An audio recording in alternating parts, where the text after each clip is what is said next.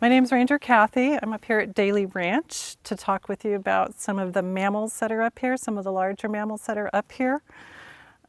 We have some examples here of the mammals that are residents up here, and I know that one of them might seem a little bit out of place or might seem a little bit different. So the raccoon, these are all taxidermies that we've either purchased or that were loaned to us for this purpose, that you can get an up-close experience with the animals. They are real, they were alive, but they're not anymore. The raccoon is one that we obtained, and it is into a candy box. Omnivores, they have a wide variety of things that they eat, but they are very opportunistic, and they will, if you leave anything out in your campsite or if you drop something on the trail, they will investigate, they will handle it, and they will ingest it. So it's kind of a talking point that we ask to be very mindful of your litter and your packaging and everything, because that's not part of their natural diet, but they will try to eat it and ingest it. So what are some of the characteristics of what makes something a mammal is that they have hair or fur, that they are warm-blooded, and that they give live birth. And so these are some of the mammals that are here. Some of that are not pictured here are going to be some of the rabbits, the cottontails, the brush rabbits. One thing that's interesting about the cottontails that are up here, they'll be active a lot of times at dusk, just as the sun's going down, you'll see them everywhere. And there's little tiny pellets. And I just started recently looking for the rabbit pellets, and the ground is covered with them. They're everywhere. So there's a lot of evidence of a lot of rabbit activity up here. They're interesting because their ears actually serve as part of a cooling and warming mechanism for them. We have an internal, as mammals, we have a thermal regulators system, and the rabbits, actually their ears play a big part in maintaining their body temperature, or responding to the temperature to maintain homeostasis. They're in the area, and the rabbits are a food source. What do you think eats the rabbits? The rabbits are going to eat the things that make pellets, the rabbits included, are going to be eating grasses, roots, stems of young shoots, young shrubs, shoots, and stems, and so they make these pellets. The things that eat the rabbits are going to be maybe the coyote, maybe the bobcat. So they're a food source, as well as they take care of some of the vegetation. So we've got the rabbits. We've also got possums up here. But possums are really interesting because they're marsupials, and they're the only marsupial that we have in the area, and they're going to be active at night. They're going to come. What makes a marsupial, make it a little bit different, is they give live birth, and then the less developed babies are going to travel up into her pouch and then reside for a few more weeks as they finish developing. There's a lot of interesting things about the possum. They're America's only marsupial. They do this thing, if they feel threatened, they might play dead, which may or may not be an involuntary response to fear, where they just freeze, and they can play dead up to 6 hours. If you see one not moving, it could be very well alive. It just lowers its heart rate and it plays dead. Or it can be very confrontational, vicious, defending its space. They have the most teeth of the mammals. They've got 50 teeth, the possums do. They can seem pretty fierce if you encounter the possum at night. They will be out and about. They also have a prehensile tail that they use. It's not going to be so much covered with fur like these tails, but they will use the tail to carry things back and forth. The possums are up here. Don't really see them too much because they are nocturnal, but we see evidence that they're in the area. Moving up from the possum, we have the raccoon. The raccoon, like I said, is opportunistic feeder. A lot of times the raccoons will come out at dusk, at sundown, and they'll be out running around. They actually know where all the trash cans are. They know how to operate the trash cans, open them up and get into them, but it's not their normal diet. They eat a lot of insects. They might eat beetles.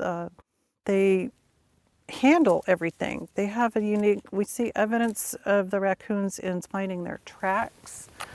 So here you can see their tracks are a little bit more like hands. So A lot of times I'm looking for evidence that they were here, and that would include the tracks in the drainage ditches or in the areas where a substrate where it might be easy to see the tracks, as well as their scat. It might include berries and things in it. It's going to be a little bit mushy, not as formed, probably not as formed as what's evident here, but it's, unless you know what it is, I don't go near it because it can have like parasites and bacteria in it that can be harmful to humans. So a lot of times, look at the scat, get pictures. If you're pretty sure you know what type of scat it is, there's really good field guides out and available. That's kind of a fun thing to do if you're up here and you don't see the animals. It's looking for and finding out what was up here, determining what scat and tracks are. A lot of times if I see the tracks and I'm not sure what the track is, I'm going to look for the scat to corroborate what my observation is. Raccoons, foxes are up here, canines. We have canines and we have felines up here at Daly Ranch. Foxes are the canines that we have. We have gray foxes, and they are the ones that climb trees. They have hooked claws so they can just go climb straight up a tree. The gray foxes that are here are going to be smaller, small, like kind of like a house cat size maybe. They're smaller, and they would probably go after the wood rat nests, go for wood rats, voles. They're going to be eating a lot of the smaller rodents in the area as well. Up from the foxes, another canine that we have, their cousin is the coyote. Coyote is very well adapted all around America, all around the world. The coyotes actually don't have a natural predator per se. They might get taken down by a mountain lion, but that would be pretty unusual. So the coyotes are very well adapted, and a lot of times people think of them as nuisance animals and they want to control for them, but they're part of the environment, and they play an important part of our environment. They consume voles, gophers, a lot of smaller rodents. Their scat, you can evidence, a lot of times people are up here with their dogs at Daly Ranch, and I don't know if everybody's familiar with dog scat. We can tell the difference between the coyote scat and dog scat. Probably not going to find like hair, not necessarily bones so much in it, but it will unfurl. So it's not this consistency, and it doesn't have this. If you've ever stepped in dog scat, you know it's got an enduring smell. Coyote scat's not really as pungent. Their diet is natural, and it's going to unfurl more stuff. So a lot of times when we're investigating scat, we might step on it and roll it and see if it unfurls. It might be coyote scat. So another reason that we want people to pick up after their dogs is that the dog scat can include parasites, bacteria, things that are harmful for the wildlife here. So the coyote is going to come up, the scat is a form of communication. The coyotes would come up and investigate the scat, and that's the way that they could get diseases from the dog scat that they don't have any vaccine or immunity to. So it's important to pick up after your pets out here. So the canines, opportunistic, will eat what's available. We've had instances where people have left maybe trash or fishing line or things laying around that the coyotes have ingested, and it's caused a problem. We work with Project Wildlife. When we have an injured animal, we notice something that's injured, we'll call Project Wildlife, and they'll come out and try to collect the animal in order to heal it. We've actually had some released out here and done pretty well, but there have been some where they've ingested so much litter that they've actually succumbed to that. So it's important to use the trash cans out here. But if you notice any wildlife in the area, Project Wildlife is a good resource to call in order to take care of that, to get it treated. So we've talked about the canines. We do have felines up here. The felines that we have at Daly Ranch and in the area are going to be the bobcat and the mountain lion.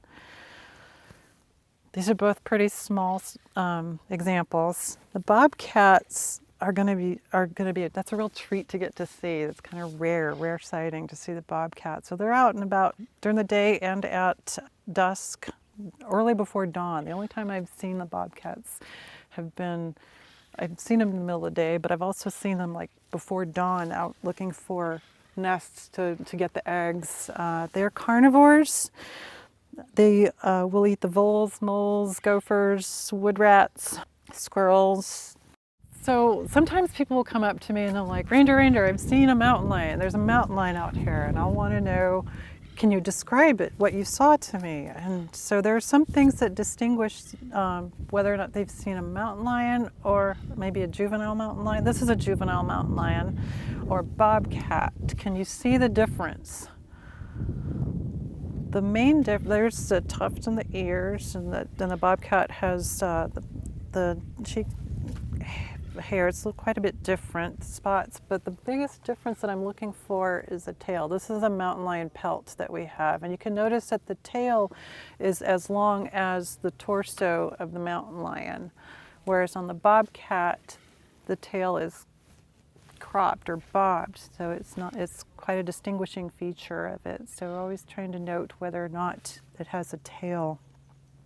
So we have the felines and the canines. Do you notice anything different between the two?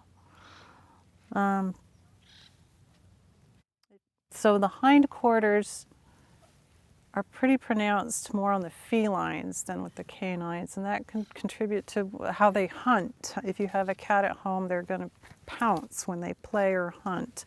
And so the hindquarters of the felines are pronounced, kind of built for the way that they hunt, versus the coyotes and the foxes, the way that they would hunt. The preferred diet of the mountain lion, food of choice, is going to be the mule deer, which is the largest mammal that we have up here at Daly Ranch. And so for the mountain lion to take down a mule deer, it's going to stalk and pounce in order to disable it via the jugular vein, it's going to be very different. Whereas coyotes aren't going to hunt by pouncing for a jugular; they're going to nip. Bobcat is also a pouncer and being able to leap and jump. And so, how hard do you think that a bobcat that weighs 35 pounds could pounce to get its gopher? They could actually go. Behind me there are fence posts that kind of have the distance of about 15 feet, and that is how far the bobcat, this little one, could leap in order to obtain its prey, to get its meal. The mountain lion mountain lions out here could get to be as big as I am, maybe 130 pounds, maybe less, maybe 90 pounds, a little bit. They're going to be substantially bigger than the bobcat. They could actually jump that distance straight up. So the mountain lions, the felines are built for jumping and pouncing, and that's how they hunt. The mountain lions can, if they're running and leaping to get a mule deer, they could actually, that's been recorded that they could pounce as far as more than 30 feet from above to get their prey, because this mountain lion will take down a mule deer every 9 to 11 days in order to feed on it. What they'll do too is they'll kill their deer and then they'll cache it. They'll hide it and come back to it. Everything out here when it comes to having to hunt for your food, everything steals from everything else too. So the mountain lion will cache its food and come back to it later. If it doesn't consume it all. But in the meantime, everything else is going to look for and find that cache and want to munch on it as well. So it's pretty brutal out here as far as everything's looking for an opportunity to eat. If you see a mountain lion, it's a treat. It's a treat. There are a couple of things to know. When you're out hiking here, know whether or not there have been any mountain lion sightings. There have been mountain lion sightings out here. So they hunt generally, they're more nocturnal. So about before before dusk and before dawn. You want to be sure that you're not hiking alone. You might want to hike with a buddy. If you do encounter mountain lion, the thing is to look really, really big and make a lot of noise so that it doesn't think that you're appetizing. So it's going to, don't eat me. So you're going to make a lot of noise. You're going to look really big. The one thing that you don't want to do if you happen to see a mountain lion is to turn your back on it and or to run. Because if you have a cat at home and you play with it, one of the things it likes to do is chase and pounce. And so if you run, it almost like triggers, it wants to go pounce, instinctively pounce at you. So look really big, make a lot of noise, make sure you notice whether or not it's got a tail, and back away from it. Other people have said you could throw things, but you don't want to crouch down to pick something up to throw at it. But we are not their preferred diet. The mule deer is. One thing that's fun to do is when I go out to a place and I'm looking for evidence, if I don't see the wildlife and I'm looking for evidence, I'm looking for mule deer tracks. I'm also going to look for mountain lion tracks because I know that that's the preferred food choice of the mountain lion. So the mule deer that is here, the largest mammal that is up here at Daly Ranch, and there's quite a healthy population of them. Oftentimes you can see them over here right behind the ranch house. You can see them different times of the day. I've seen them 10 o'clock in the morning, 3 o'clock in the afternoon, 5 o'clock. They're pretty active. They're just grazing on the grasses over here and the shrubs and the stems of the shrubs, and they're sometimes the leaves. Then they're grazing over here, and they'll head up Jack Creek Meadow Loop, and they'll see them over at Sage. You might find them occasionally near coming or going from water sources around the area. Then they blend in really, really well with the environment. They're the same color as a lot of the background you can see. They blend in really well. Sometimes you've got to look, you could be seeing them and not realize it. Otherwise, you might see evidence. You might find their tracks. You might find deer scat, and you might find antlers that they've dropped. The male mule deer will produce new antlers every year and then drop them in the spring. What happens is around February or so, they've dropped their antlers and they start to grow new ones. And what happens is it's like a nub on their head, and it grows its bone, but they have like a velvet. It's called a velvet, and it's a layer of cells that bring blood and nutrients to cause the antlers to grow every year. And then towards that fall, when the days start to get shorter, they end up hardening. The velvet will fall off, and they'll be left with a bone that they will use to designate their status in the groups of who's going to get to mate. So testosterone levels go up and it hardens, and then eventually this bone, there's like a layer of cells right where the antlers attach to the skull, and it just says let go, and the antlers will fall off. So considering how many deer there are, you'd think we would see a lot of antlers in the area, but they're actually, if you do happen to see antlers, I need you to leave them there. They play an important part of the ecology of the area as well. Rodents will munch on them in order to get nutrients. There's a lot of calcium involved with this. Everything is protected. It's actually illegal to collect antlers in California in the wild. So if you happen to see it, know that there are deer in the area. Look for the deer, look for tracks, look for scat, note the antlers, but leave it there so that other people can see it as well, and so that it can play its part in the ecology of the environment so that the other critters can gnaw on it and get what they need from that. It's important. So those are some of the mammals that are in the area. Come on out and try to have a look for them. If you don't see them, you might find some evidence that they're in the area, which is exciting too. Thank you for your attention. We'll see you soon up here at Daly Ranch.